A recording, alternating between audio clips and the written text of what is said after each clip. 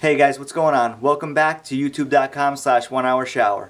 It's been a while since I've done a video, and mainly it's because I'm back in the gym and I'm spending a lot of my time there and eating healthy and kind of making some changes to my life. Since we've last spoke, a couple things have been going on in my life that I want to talk to you guys about, and they're not important or crazy, but they're what's going on in my life. And the first is NBC's The Voice. I watched that all season long, and I immediately had a favorite for the first 6-7 weeks, or whatever, the first 60% of the show. That was Lindsay Paveo. She was at my absolute favorite. She was a sweetheart, and I was pulling for her. And then it shifted to Jamar Rogers, and it stayed with Jamar until he left. And then with the last four, Jermaine Paul, Chris Mann, Adam Levine's boy, whatever his name is, Tony Luca, and Juliette Sims, I was going for Jermaine Paul. And I was happy to see that he won. And America's never had a winner of a contest show like that, like American Idol or The Voice, that is so hard. That guy is so hard, man. When he's sitting up there, he's like, what? He's like, what? He's like, I just won. I just won.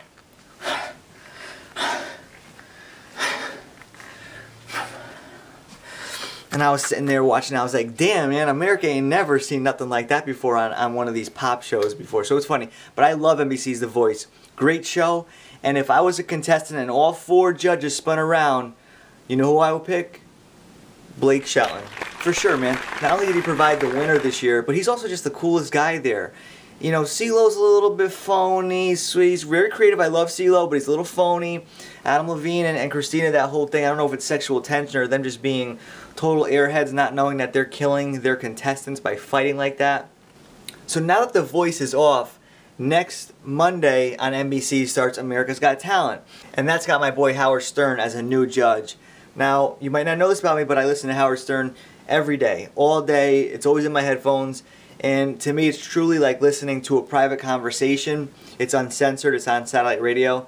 And I've listened for years. I watch, TV. The people that go on there for interviews, I follow their careers. It's truly fun. And again, it feels like you're listening into a secret society of celebrities and people who are deep thinkers and creative people. And I like that show for that reason. I like, not only just do I like Howard Stern, I like the show and the feelings that it gives me when I listen to it.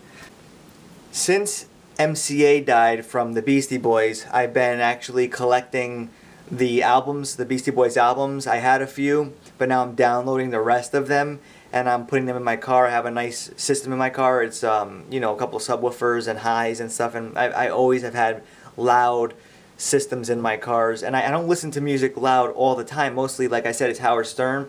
But when I do listen to music, I want the option to have it very loud. So I always have a system.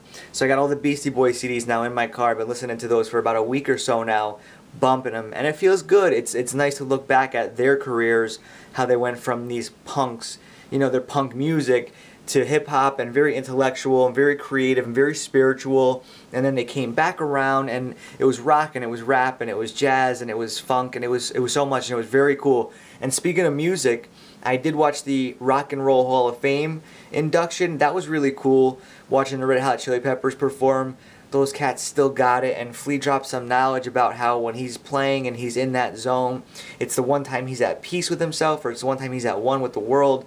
Either way, it was cool to hear those guys because they were also a part of my youth. I always used to listen to the Chili Peppers when I was a kid growing up. And hopefully I can get another video up here this week. And make sure you subscribe, make sure you stay tuned. And the question of the day I want to hit you guys with is, what's your favorite gaming system or gaming console if you're a gamer? I have Xbox 360, but my favorite of all time is Nintendo 64. I used to have all my friends over and we would play James Bond with the split screen. All four screens were taken up, and we got so good at reading each other's screens, knowing where we were, that we ended up making this cardboard divider. So we would actually, one of us would stand up and look at the top left, the other would sit down Indian style, look at the top, the bottom left, and then the same thing, another person standing up, another person sitting down. What's your favorite gaming system, guys? Let me know. It was nice seeing you guys. Talk to you soon. 1 hour shower. Peace.